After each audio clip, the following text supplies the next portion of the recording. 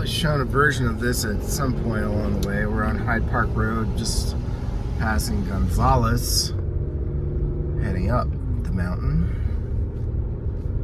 This road takes you all the way to the ski basin. Santa Fe Institute on the left there. There's the house they had to chop the roof down on because they built the house too high. They exceeded the height limit by about 4 feet, and they had to cut the roof down on that front section. Oops. So, a couple of other developments up here, but where I'm heading right now is Santa Fe Summit. Probably the premier gated community and also the highest in terms of elevation. So even though we're only a mile or two from downtown, this area has elevations over 8,000 feet. And I'm co-listing a new lot listing for me, new to me, with my friend Joe Sklarz. Joe works at Q Realty out of Albuquerque. So we're gonna tag team this one together. The actual address is 1208 South Summit, lot 6A. I don't know how they got 6A. Anyway, it's very high up. It's not the highest, but it's very close to being one of the highest lots available. Many of the other lots up on this ridge have already been built out. Homes up there are going for around $3 million. To the left there was the way back to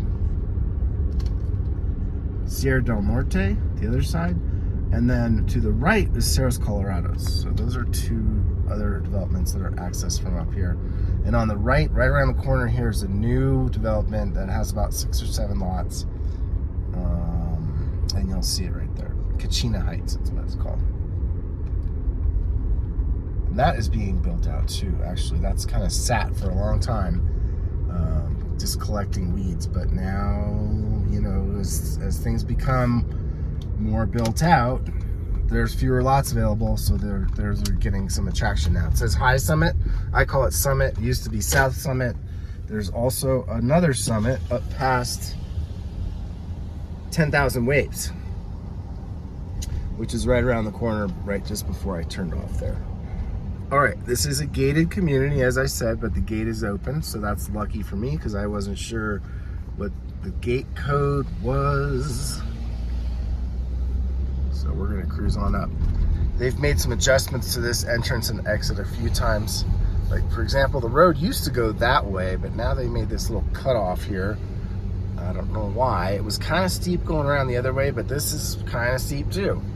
So up here at the top, you're gonna see the cluster of mailboxes where you would just pull in to grab your mail. And then we're gonna continue on up here. This is South Summit. It's pretty cool. It's a road with a tree in the middle of it. So it's about $500 a year, I believe, for the HOA up here. And that covers the gate, which clearly is not working. It also covers road and snow removal, which you're gonna need that for sure.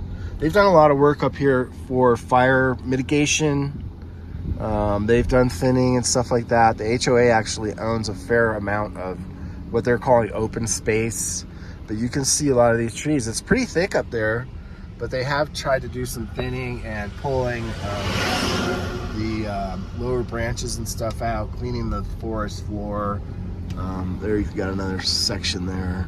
The homeowners are obviously doing that too. That's something I think is really important. Everybody needs to really kind of continue working on that effort because the fire danger up here is high. There's no escaping that. South Summit Ridge drops off down that way, and that road goes for about 1.5 miles, and then you'll end up at the end where I sold a lot. The last time I had a lot listed up here was at the very end of that road, and we sold that for around $175,000. So that was before COVID.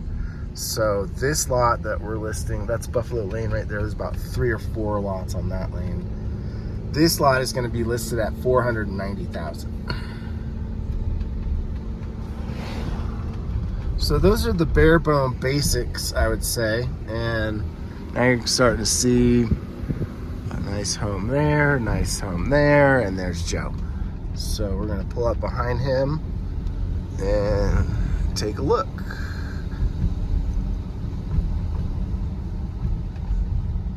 Do a little bit more filming when we're up there.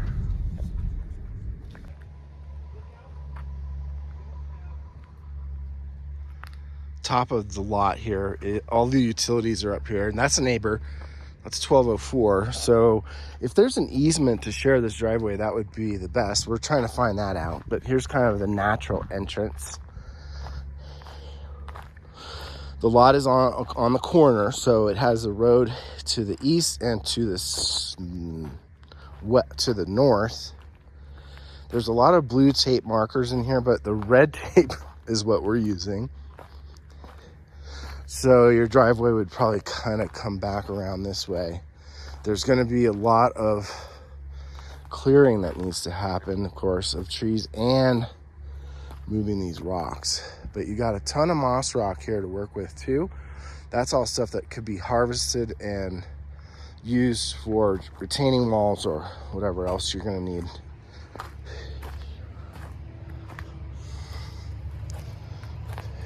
And then we have a little viewing tower down here to try to showcase what the views are going to be like.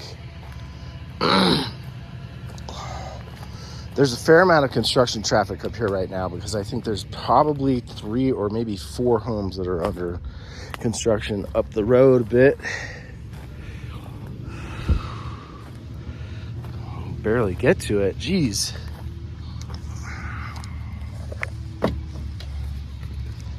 All right, seems solid enough.